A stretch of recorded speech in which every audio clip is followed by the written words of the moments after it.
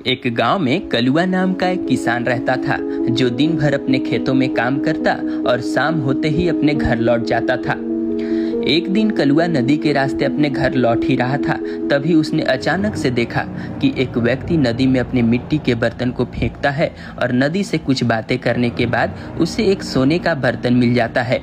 ये देखकर कलुआ थोड़ा खुश होता है और भागते हुए अपने घर जाता है और कुछ ही देर में अपने घर से 2 मिट्टी के कलश लाता है और उसमें से एक नदी में फेंक देता है।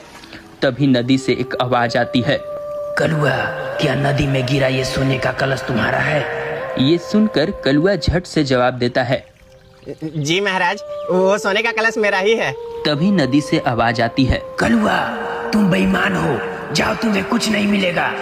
ये सुनते ही कलुआ परेशान हो जाता है। फिर अचानक से उसे एक तरकीब सूझती है और वो अपना एक और कलश दोबारा नदी में फेंक देता है।